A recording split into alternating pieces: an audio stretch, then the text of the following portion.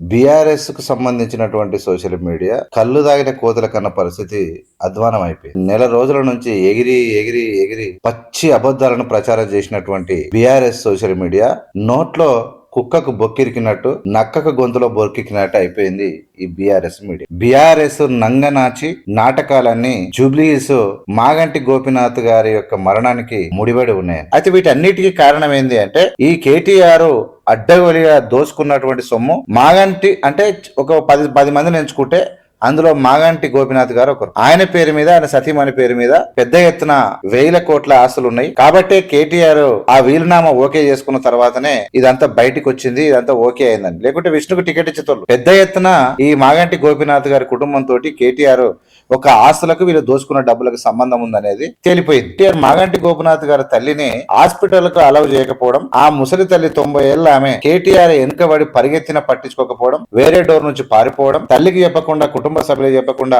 ఈ కేటీఆర్ నడిపినటువంటి రాయబారం wrong route అంతా బయటపడ్డది. కవిత అయితే ముఖం మీద ఉంచింది. ఏకలేని పీకలేని బీఆర్ఎస్ ఏక నెంబర్ 2 నెంబర్ మీడియా గాళ్ళు ఒల్రి ఇలా గొంతుల బొక్కిరికినట్టు అయిపోయింది. పట్టించుకొని హైకమాండ్ రేవంత్ చాప్టర్ క్లోజ్ అంట. మీరు గుర్తుపెట్టుకోరు, వేదవాళ్ళకి చెప్తా ఉన్నా. అంటే శివారెడ్డి అని ఛానల్ మొత్తం రేవంత్ రెడ్డి షాక్, ఇది తప్ప ఇంకేం లేదు. ఆ గొర్రెలు ఎవడైతే ఉన్నాడో శునకానందం పొందే బ్యాచ్ మొత్తం ఇది చూస్తుంటది. వీడు 2 ఏళ్ల నుంచి షాక్ అనేది రాస్తున్నాడు. కానీ ఈ వెదవలకు నేను చెప్పేది ఏంటంటే, తెలంగాణ రాష్ట్రము ఈ భారతదేశంలో కాంగ్రెస్ పార్టీ పరిపాలన విధానాన్ని గట్స్ ను రెఫరెండంగా తీసుకుంటుంది, లేదంటే రోల్ మోడల్ గా చూపిస్తుంది. రేవంత్ రెడ్డి 5 సంవత్సరాల్లో ఏం చేస్తారో మీకు తెలుస్తుంది. కాంగ్రెస్ పార్టీ హైకమాండ్ మొత్తం కలిసి రేవంత్ రెడ్డి లాంటి వాళ్ళు 5 మంది ఈ దేశంలో ఉంటే కాంగ్రెస్ పార్టీ శాశ్వతంగా ఈ దేశంలో అధికారంలో ఉంటుందని చెప్పింది. ఆ దొంగ ఓట్లను నమ్ముకున్న రేవంత్ ఆ షాక్ ఇచ్చినటువంటి కేటీఆర్, హరీష్ రావు, ఇవే వీని పని. ఎవడు శివారెడ్డి అంతోడు దొంగ ఓట్లను నమ్ముకున్నటువంటి రేవంత్ అంటే విధవ ఉన్నాయే 2000 ఓట్లు అని చెప్పారు. ఆ 2000 ఓట్లు కూడా ఇప్పటి వరకే 3 సార్లు ఓట్లు వేసిరారు. ఇలా కాంగ్రెస్ వాళ్ళు తెచ్చిన ఓట్లు కావు. అది సిగ్గు తెలుసుకోరు మీరు. మీ ముఖాలకు ఇలా మాగంటి గోపీనాథ్ బినామీని పెట్టుకుని కేసీఆర్ దోసిన సొమ్ము అంతా దాచుకున్నట్టు కాదు, అన్ని బయటపడతాయి. ఇంకా మీకు సిగ్గు కాకుండా మీరు మాట్లాడుతున్నారు. యాక్చువల్ గా అడ్వకేట్ రజనీ మేడం కూడా చెప్పేసింది, ఇదంతా ఫస్ట్ ఈమె ఇప్పుడు ఆమె సున్నితది ఇల్లీగల్, ఆమె అసలు భార్య లెక్క కిందకి రాదు, ఆమెకు విడాకులు ఇవ్వకుండా అది లెక్కలోకి రాదు, ఆమె వేరే ఫస్ట్ భార్య పెళ్లి చేసుకోలేదు, ఆమె కొడుకున్నాడు. ఈ రాసి రంపాన పెట్టి ఈ సునీత ఆమె రాక్షసి కాబట్టి ఈమె బాధ తట్టుకోలేక నాగంటి గోపీనాథ్ భయపడ్డాడు, తల్లి భయపడ్డది, అందరు భయపడి దూరం ఉన్నారు. ఎంతమంది పువ్వాడ అజయ్ ఎందుకు ఫోన్ చేసిండు, కేటీఆర్ ఎందుకు బెదిరించారు, సునీత ఎందుకు బెదిరించింది, ఆ పిల్లగాన్ని ఎందుకు బెదిరించిందంటే, నువ్వు వచ్చినావు అనుకో మా యొక్క నాటకాలు, మా యొక్క దొంగ భూములు, మా యొక్క ఆస్తులు మొత్తం బయటపడతాయి, కేటీఆర్కి మాకున్న సంబంధాలు ఇవన్నీ ఎందుకు, ఇలా ఫ్యామిలీ సర్టిఫికేట్ తెచ్చుకొని మొత్తం దోసేసుకున్నాక ఎమ్మెల్యేని అయిపోతే ఏమన్నా కానీ ఎన్ని కోట్లైనా పెడదాం, ఆ దాచుకున్న సొమ్ము అమ్మేదామని అనుకున్నారు. అయిపోయింది మీ పని. కానీ ఏదేమైనా అందరికి తెలిసిన సంగతే, జూబ్లీస్ లో విజయ ప్రభంజనం కొనసాగబోతా ఉన్నది కాంగ్రెస్ పార్టీ. ఇలా ఈ గుంతనకల పరిస్థితి ఏందో అనేది పరిశాననే ఉంది. నమస్తే ఫ్రెండ్స్, నేను మీ అనపుసర వెంకటేష్. జూబ్లీస్ ఎన్నిక తెలంగాణ రాజకీయాలకు అంటే ఒక కుదిపేటువంటి అవకాశం ఉన్నదన్న సంగతి మనకు బాగా తెలుసు. ఇలా ఈ రోజుకు జూబ్లీస్ ఎన్నికకు సంబంధించినటువంటి ప్రచారానికి తెరబడ్డది. రేపు మొత్తం సెట్టింగ్లు అయిపోతే ఎల్లింగ్ ఓటింగ్ అయిపోయి. అయితే బీఆర్ఎస్ కు సంబంధించినటువంటి సోషల్ మీడియా కళ్ళు దాగిన కోతల కన్న పరిస్థితి అధ్వానం అయిపోయింది. నెల రోజుల నుంచి ఎగిరి ఎగిరి ఎగిరి పచ్చి అబద్ధాలను ప్రచారం చేసినటువంటి బీఆర్ఎస్ సోషల్ మీడియా నోట్లో కుక్కకు బొక్కిరికినట్టు నక్కకు గొంతులో బొక్కిరికినట్టు అయిపోయింది ఈ బీఆర్ఎస్ మీడియా. ఏమైంది, మొత్తం బీఆర్ఎస్ నంగనాచి నాటకాలన్నీ జూబ్లీస్ మాగంటి గోపీనాథ్ గారి యొక్క మరణానికి ముడిపడి ఉన్నాయి. మాగంటి గోపీనాథ్ గారు హాస్పిటల్లో వాడడం, ఆయన కొన్ని రోజులు చనిపోయిండని, కొన్ని రోజులు వెంటిలేటర్ మీద ఉండని, కేటీఆర్ వచ్చిందాకా ఉండి దాని తర్వాత కేటీఆర్ వచ్చినాక మరణించినట్టు ప్రకటించినటువంటి విషయం తెలుసు. ఈ విషయాలు వాళ్ళ పార్టీ వాళ్ళ కథ అని చెప్పి ప్రభుత్వం కూడా ఏం జోక్యం చేసుకోలేదు. కానీ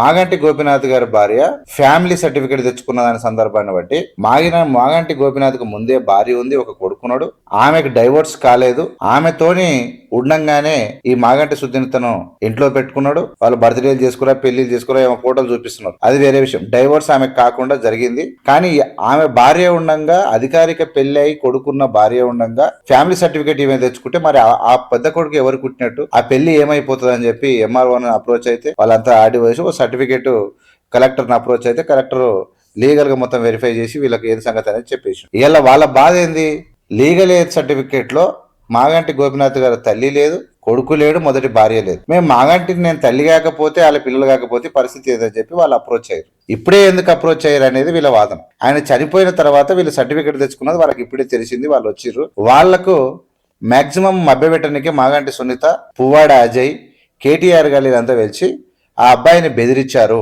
ఫోన్ చేసి నువ్వు రావద్దు, కేటీఆర్ అంకిల్ కంపెనీలు ఉన్నాయి, అక్కడనే జాబ్ చేసుకో అంటే ఆయన చిన్న పిల్లగాడు వీళ్ళు చెప్పినట్టు వింటారు అనుకున్నారు.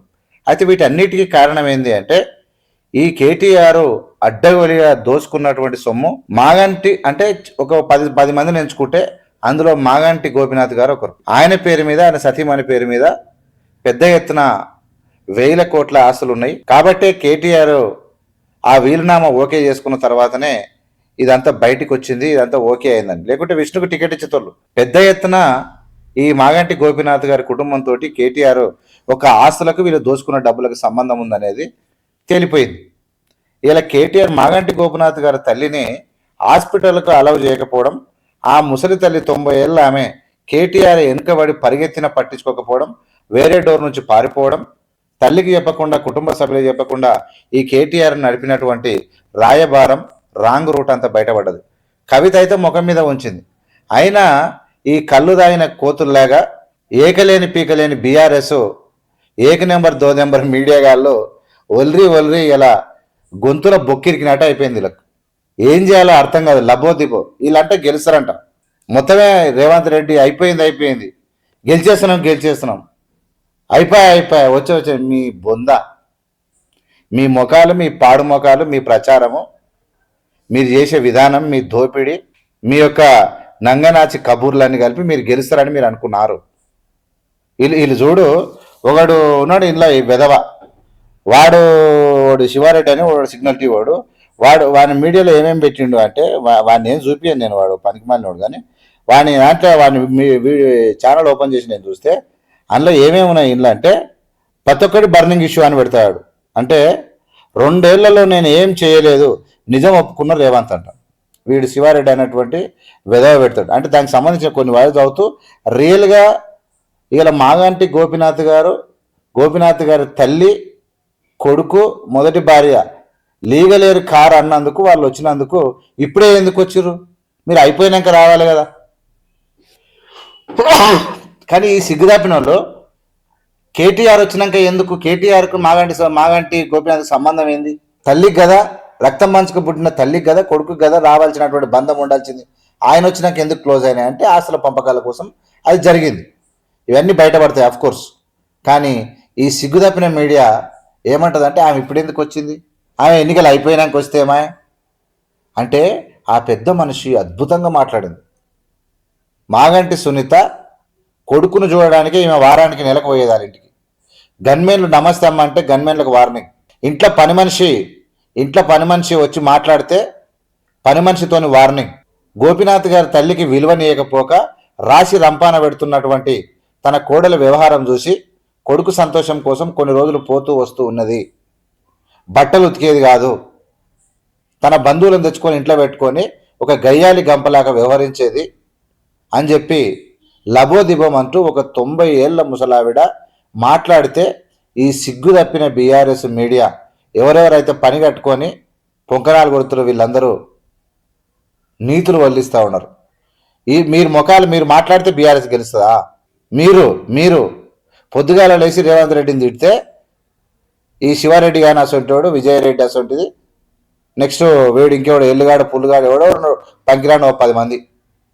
నేను ఏమంటున్నానంటే మీరు నోటుకొచ్చినట్టు కూసింది కాదు, దోపిడి సొమ్మె ఏంది, మీరు చేసిన పని ఏంది, మాగంటి గోపినాథ్ తల్లికి జరిగిన అవమానం ఏంది, హాస్పిటల్లో ఎందుకు కేటీఆర్ ప్రధాన పాత్ర పోషించుడు అనే విషయంలో మీకు బుద్ధి లేదు. కొడుకు ఉండగా వాళ్ళు లీగల్ ఎయిర్లు గారు ఇమీడియట్ లీగల్ ఎయిర్ అనుకుంటే మొదటి భార్య ఎక్కడ పోయింది? ఆమె విడాకుల సర్టిఫికేట్ ఉందా? ఎట్లా మాట్లాడతారు మీరు? ఇంకోటి ఏం మాట్లాడండి వీడంటే 2 ఏళ్లలో నేను ఏం చేయలేదు నిజం ఒప్పుకున్నట. నిజం అంటే వెధవ శివారెడ్డి అంతోడు మాట్లాడుతాడు. నేను ఈ బూత్ మాటలు మాట్లాడద్దు కానీ వీళ్ళ యొక్క పరిస్థితులను బట్టి మాట్లాడాల్సి వస్తుంది. ఒప్పుకున్న నిజం ఏం చేస్తలేడు, ఏం ఇస్తలేడు. కేసీఆర్ 2000 ఇచ్చిండు, రేవంత్ రెడ్డి 2000 ఆపేసిండా? వృద్ధాప్య పింఛన్లు ఆపేసిండా? వికలాంగుల పింఛన్లు ఆపేసిండా? రైతు రుణం మాకు జరగలేదా? ఉచిత బస్సు జరగలేదా? ప్రభుత్వం నడుస్తలేదా? జీతాలు ఇస్తలేరా? కేసీఆర్ చేసిన ఏ పథకం అయిపోయింది సన్నాసి? కేసీఆర్ తెచ్చిన అప్పులు కడతలేడా? సిగ్గుండాలి కదా మీకు. రెక్స్ పట్టించుకొని హైకమాండ్ రేవంత్ చాప్టర్ క్లోజ్ అంట. మీరు గుర్తుపెట్టుకోరు, వెదవలకు చెప్తా ఉన్నా. ఇవి అంటే శివారెడ్డి అని ఛానల్లో మొత్తం రేవంత్ రెడ్డి షాకు, రేవంత్ రెడ్డి పీకు, ఇది తప్ప ఇంకేం లేదు. ఆ గొర్రెలు ఎవడైతే ఉన్నాడో శునకానందం పొందే బ్యాచ్ మొత్తం ఇది చూస్తుంటుంది. వీడు 2 ఏళ్ల నుంచి షాక్ రాస్తున్నాడు. కానీ ఈ వెదవలకు నేను చెప్పేది ఏంటంటే, తెలంగాణ రాష్ట్రము ఈ భారతదేశంలో కాంగ్రెస్ పార్టీ పరిపాలన విధానాన్ని గట్స్ను రెఫరెండంగా తీసుకుంటుంది, లేదంటే రోల్ మోడల్గా చూపిస్తుంది. రేవంత్ రెడ్డి 5 సంవత్సరాల్లో ఏం చేస్తారో మీకు తెలుస్తుంది. రెండో విషయం, కాంగ్రెస్ పార్టీ హైకమాండ్ మొత్తం కలిసి రేవంత్ రెడ్డి లాంటి వాళ్ళు 5 మంది ఈ దేశంలో ఉంటే కాంగ్రెస్ పార్టీ శాశ్వతంగా ఈ దేశంలో అధికారంలో ఉంటుందని చెప్పింది. అంటే అర్థమైంది, Revanth Reddy not only chief minister of Telangana but also is the one of the powerful soldier for the Congress party. Not only in Telangana but also in Delhi ఈ ప్లేస్ మేజర్ రోల్. ఇది గుర్తుపెట్టుకోకుండా మీరు పిచ్చి అయితే మీ కర్మ, అది తప్ప. దాని తర్వాత ఇంకోటి చెప్తున్నా, పట్టించుకునే హైకమాండ్ మీ కర్మ. అది జూబ్లీ హిల్స్లో రేవంతే మైనస్, ఉప ఎన్నికల్లో గెలిచేది ఎవరు? సంచలన నిజాలు చెప్పిన ప్రకాష్ అంటే, ఈ ప్రకాష్ ఆయనతో ఒక సైకో బ్యాచ్ ఇది. ఈ ప్రకాష్ అయితే ఆయన మామూలు సైకో బ్యాచ్ కాదు. వీళ్ళు మాట్లాడుతూ ఉన్నారు. ఇంకా ఆ దొంగ ఓట్లను నమ్ముకున్న రేవంత్, ఆ షాక్ ఇచ్చినటువంటి కేటీఆర్, హరీష్ రావు, ఇవే వీని పని. ఎవడే శివారెడ్డి అంతోడు దొంగ ఓట్లను నమ్ముకున్నటువంటి రేవంత్ అంటే విధవ ఉన్నాయే 22,000 ఓట్లు అని చెప్పారు. ఆ 2,000 ఓట్లు కూడా బీఆర్ఎస్గా ఇప్పటి వరకే 3 సార్లు ఓట్లు వేసిరాలు. ఇలా కాంగ్రెస్ వాళ్ళు తెచ్చిన ఓట్లు కావు. అది సిగ్గు తెలుసుకోరు మీరు. ఒక రూమ్లో ఇంటి రూమ్లో అని తలపెట్టుకున్నారు. అది అయిపోయింది, మీ చాప్టర్ క్లోజ్ అయిపోయింది. ఇంకా వీని నాట్లు ఇంకేం రాలేదు. ఇంకా చాలా ఉన్నాయి, కానీ వీని విషయం విడిచిపెడితే వైరల్ అవుతున్న రేవంత్ కామెంట్స్ ఏం జరగబోతున్నట్టు ఏందో, ఈయన కామెంట్స్ ఏందో, వీటి రాత ఏందో, ఇంకా నేను అవన్నీ చూపించదలుచుకోలే. ఇంకోటి, ఒకే ఒక ప్రెస్ మీట్ ఆశలు వదులుకున్న రేవంత్ అంట. ఇవన్నీ ఏం చెప్పినా ఈ శివారెడ్డి అసలు కళ్ళు దాగిన కోతులు ఎంతమంది మీరు గంతులు వేసిన, ఈ శంకరు, బొంకరు, రంజిత్, బోంచిత్ చాలా మంది కదా, మీరు ఎంతమంది పొలు దండాలు పెట్టినా జూబ్లీ హిల్స్ ఎన్నికల్లో మినిమం 25,000 మ్యాక్సిమం 40,000 మెజార్టీతో కాంగ్రెస్ గెలుస్తుంది. ఇంకా గుర్తుపెట్టుకో. ఇక చూడు, ఇంకొన్ని చూపిస్తా మీకు. ఇవి బాగా అయితే మామూలు బాగా కాదు. కీలక పాత్ర పోషిస్తుంది ఎవరనంటే మాగంటి మదర్ అయిన ఎవరైతే ఉన్నారో, సో ఆమె ఇక్కడ ఒక కీలక పాత్ర పోషిస్తుంది. అంటే ఫ్యామిలీ సర్టిఫికెట్ వాళ్ళకి ఎలా ఇస్తారు అనేసి. అయితే మరి ఇదంతా ఈ ఎలక్షన్ ఇంకా మహా అయితే వెరీ సూన్ కదా ఎలక్షన్స్. ఇప్పుడు దీన్ని ఒక రాజకీయ, ఒక కుటుంబ వ్యవహారాన్ని ఇప్పుడు దీన్ని చాలా కుటుంబ వ్యవహారంగా చేయనిగా అవుతుంది.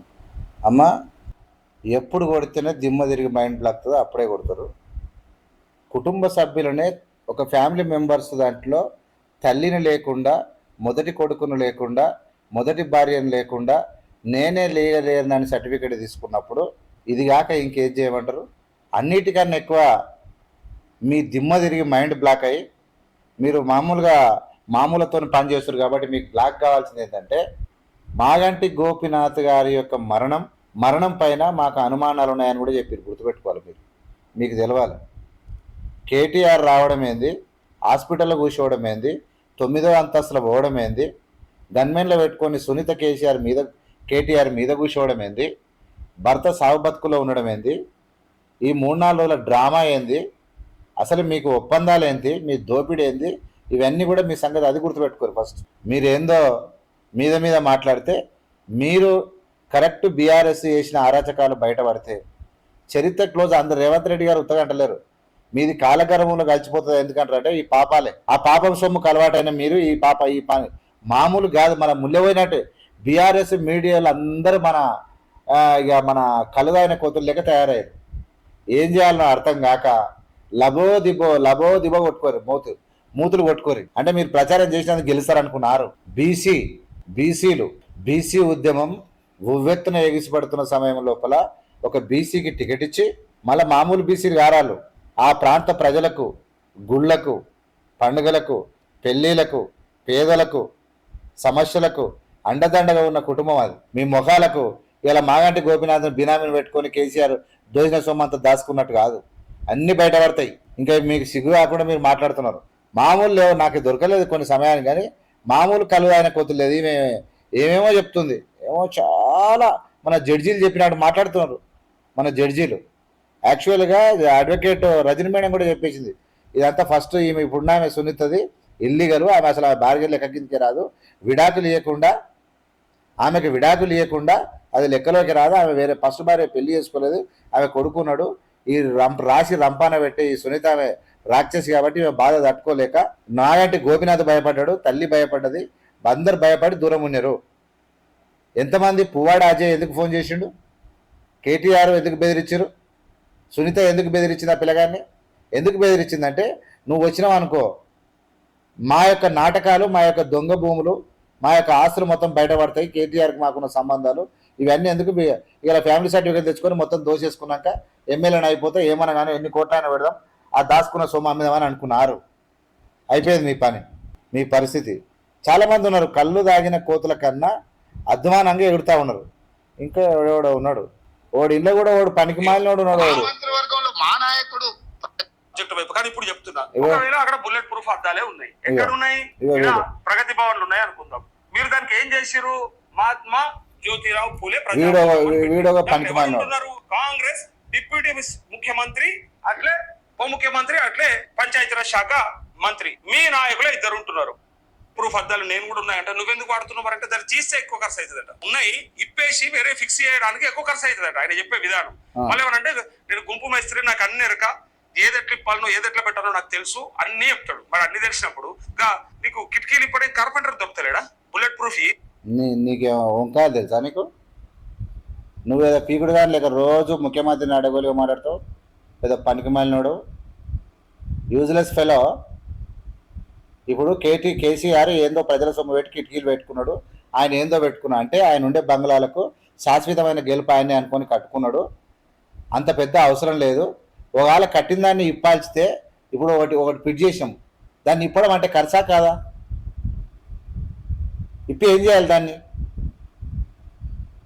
ఇంత బుర్ర ఉండాలి కదా సన్నాసులుగా మాట్లాడేటప్పుడు. ఇప్పుడు ఢిల్లీలో భవనం కానీ ఎక్కడైనా భవనం కానీ కాస్ట్లీగా ఆయన పెట్టుకున్నాడు అనుకో, అవి ఇప్పటికే ఇప్పియాలనా? ఇప్పుడు బుల్లెట్ ప్రూఫ్ అద్దాలు పెట్టుకున్నాడంటే పెట్టుకున్నాడేమో. నేనేమంటున్నా అంటే దాని అర్థం ఏంది అంటే దుర్వినియోగం జరిగిందని చెప్తున్నాడు ఆయన. ప్రజాధనం దుర్వినియోగం జరిగింది, అవి తీసేద్దామనకే కూడా ఇక ఉన్నాయేమో, తీసేయాలంటే కూడా పైసలు కావాలి కదా. ఎందుకు దాన్ని ఇప్పిపియనికంటే కార్పెంటర్ రావాలి కదా, అది తీసి పక్కన పెట్టి ఇంకోటి ఫిట్ చేయాలి కదా, అది ప్రజల డబ్బే కదా. అది చెప్తే ఈయనంటే ఏందో మాట్లాడుతూ ఇలాంటి పనికి మాలినలు ఒక 15 మంది ఉన్నారు. ఎందుకు మీరు అంత పీకుడు కావాలనుకుంటారు? నాకు ఏం అర్థం కాలేదు. నేనేమంటున్నానంటే ఏదైనా ఉంటే దోపిడీ గురించి ఏమైనా చేస్తే మీరు మాట్లాడరు, కానీ రోజు మీరు ఇష్టం వచ్చినట్టు కూతలు కూస్తాయింది అంటే మీరు తిట్టనికనే ఉన్నారనుకుంటారు అన్నట. మీ జన్మ మీకు అందుకే సర్టిఫికెట్లు. మేము మాట్లాడినాం కానీ ఇట్లా మీ లెక్క వెదవల లెక్క ఒళ్ళలే, మేము అడ్డగోలిగా మాటలు మాట్లాడలే. ఒక ముఖ్యమంత్రి మీద అడ్డగోలిగా రాత రాయలే. ప్రజలు ఓట్లేస్తే గెలిచిరు. మీరు టీవీలు పెట్టుకున్నంత మాత్రాన మీ అంత పీకుడుగా ఎవరు లేరని మీరు అనుకుంటే మీ ఇష్టం అది. కానీ లాస్ట్కు మీరు ఎంత వర్లినా జూబ్లీస్లో గెలిచేది కాంగ్రెసే. ఒక్కటి కాదు, ఇక చాలా మంది తీస్తే ఒక్కటి కానీ అందరిని చూపించాలనుకున్నా, కానీ ఎందుకు వీళ్ళని హైలైట్ చేయడం అని ముఖం చూపిస్తానండి నేను అంతే. వీళ్ళది మామూలు కాదు. ఏం పెడతారో వీళ్ళకే తెలవాలి. ఏం పెట్టినా అయిపోయింది మీ పని. కానీ ఎన్ని అబద్ధాలు రాస్తారో ఏం కథనో. సరే ఏదేమైనా నేను ఒకటి చెప్తా ఉన్నా, జూబ్లీ హిల్స్లో ఇలా కేటీఆర్ యొక్క బండారం మొత్తం బయటపడే పరిస్థితికి వచ్చింది. మాగంటి గోపినాథ్ యొక్క ఆస్తులతోటి మా గోపినాథ్ లాంటి వాళ్ళ మీద చాలామంది పేర్ల మీద కేటీఆర్ దాపెట్టుకున్నాడు. ఇవన్నీ బయటపడతాయి. 25 లక్షల ఎన్ని లక్షలు 25 లక్షల ఎకరాలు ఎక్కువ వచ్చింది భూమి. ఎట్లొచ్చింది? కొత్త పాస్బుక్లు వచ్చినాయి. అంటే కిరికిరున్న భూములను మొత్తం చేసి పాస్బుక్లు చేసిరు, దోసుకున్నారు. వీళ్ళంతా ఎవరి పేరు మీదనే అంతా బయటపడతాయి. మీరేం తొందర ఏం లేదు. మీరు మరి నెత్తిలో మన్నపోసుకోవాల్సిందే. మీరు అంతా మాట్లాడితే వాళ్ళంతా చాలా బాధపడతారు. అక్కడ కొండరెడ్డిపల్లి పోతారు, పండి పోలాడతారు. అటు కొడంగల్లు పోతారు, పండి పోలాడతారు. ఏమి కేసీఆర్ అనుకున్నారు సింతమాటకు పైసలు ఇచ్చినట్టు ఇంటింటికి ఏనికి. మీ ఇష్టం, మీ కర్మ. ఏదేమైనా అయిపోయింది మీ చేతిలో, ఒలరి అయిపోయింది. ఇక ఎట్లా అయింది ఇప్పుడు మాలాంటి గోపినాథ్ తల్లి వచ్చే వరకు మన కుక్కకు బొక్కల నోట్లు ఇస్తా చూడు, మింగ రాకుండా కక్క రాకుండా అయిపోయింది. అయినా మురుగుతారు వీళ్ళు. ఇది పరిస్థితి. కానీ ఏదేమైనా అందరికి తెలిసిన సంగతే, జూబ్లీహిల్స్లో విజయ ప్రభంజనం కొనసాగబోతా ఉన్నది కాంగ్రెస్ పార్టీ. ఇవాళ ఈ గుంతనకల పరిస్థితి ఏందో అనేది పరిశాననే ఉంది. ఆ రోజు మొగాలు ఎట్లా పెట్టుకుంటారో వీళ్ళకే మళ్ళీ కొత్త రాగం పాడతారు వీళ్ళు, కొత్త రాగం పాడతారు. ఇది పరిస్థితి. చూస్తూనే ఉండండి AVM media. AVM media like చేసి, షేర్ చేసి, సబ్స్క్రైబ్ చేసి ప్రజలకు పంపాల్సిందిగా విజ్ఞప్తి చేస్తుంది. Thank you. జై భీమ్.